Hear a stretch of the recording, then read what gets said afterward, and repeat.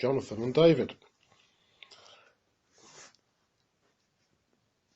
David, of course, had won the great victory over Goliath, and because of that, all the people loved David. And Saul got jealous, but Jonathan wasn't jealous. He gave his armor and his sword and everything to David, and that's a sign of being a true friend and of being truly humble, that you don't get jealous when someone else is better than you. Saul told Jonathan his son and all his servants to kill David. So, you see, Jonathan was best friends with David, but his daddy said no, kill David. So he had problems, because who was he going to be loyal to, his daddy or his friend?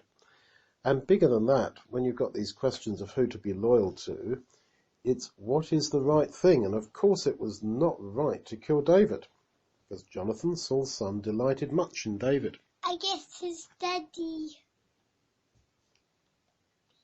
What about his daddy? He'll agree with his daddy. Well, that's what a lot of people would have done. Just say, oh yeah, daddy must be right. But Jonathan knew that this was wrong. Like people who might grow up as Muslims realize that they have to do what's right before God and Jesus rather than do what their families have told them to do.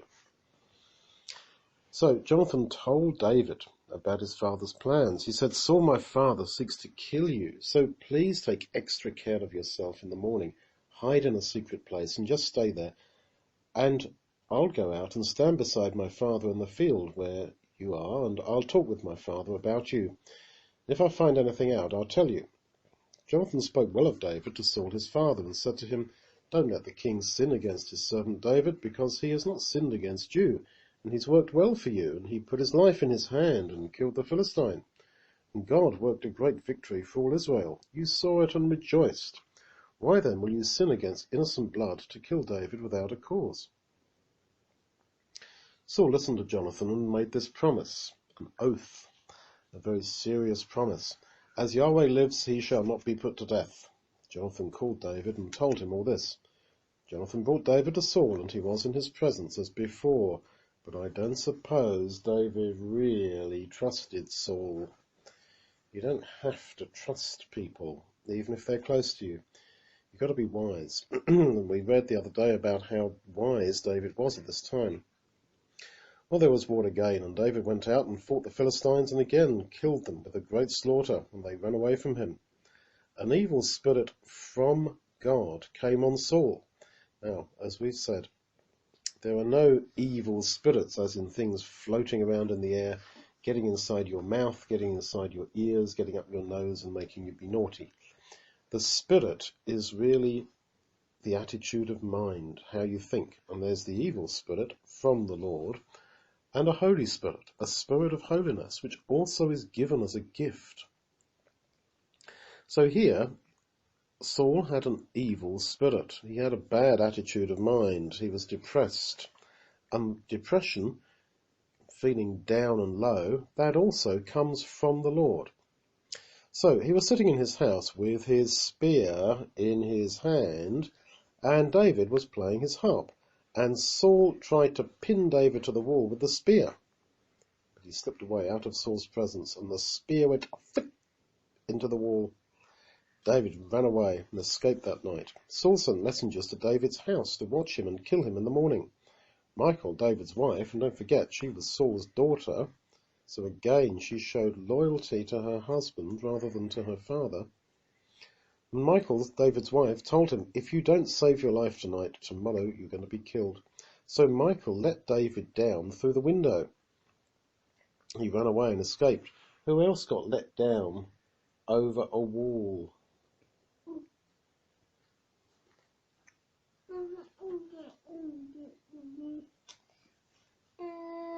Who got let down over a wall? Jeremiah. Well, he got let down into a dungeon. There was the spies in Jericho. They got let down over a wall. And there was Saul, or Paul, who was let down over the wall of Damascus in a basket. So, those men, those like Paul, he must have remembered these kind of things in his Bible readings that he'd probably heard as a child. Michael took an idol and laid it in the bed and put a pillow of goat's hair at its head and covered it with the clothes. Now, of course, you ask, what was Michael doing with an idol? Do you think David worshipped idols? No. No. But Michal, Saul's daughter, had an idol. So it just shows how weak so many of these people were.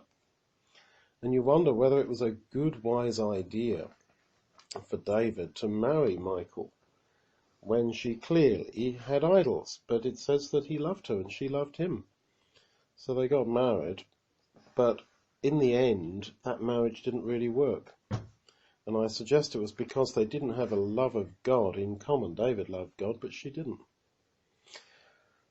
When Saul sent messengers to take David, she said, "He's sick." Saul sent the messengers to see David, saying, "Bring him up to me in the bed so that I can kill him."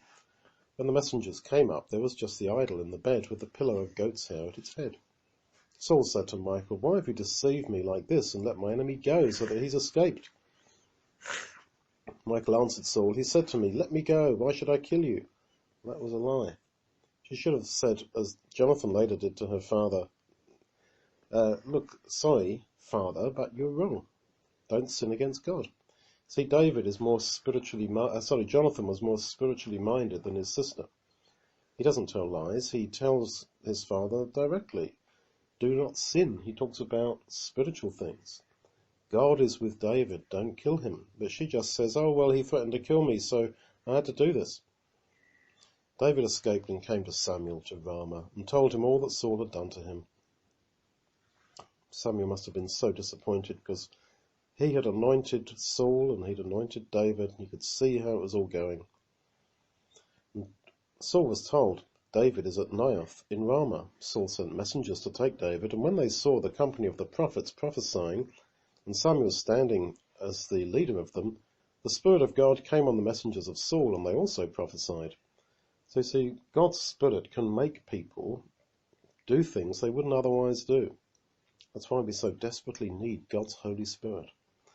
When Saul was told, he sent other messengers, and they also prophesied. Saul sent a third lot of messengers, and they also prophesied. Then he himself went to Ramah. When he came to the great well that is in Seku, he asked, "Where are Samuel and David?" Someone said, "They're at Naioth." So he went towards Naioth. Then the Spirit of God came on him also, and he went and prophesied until he came to Naioth.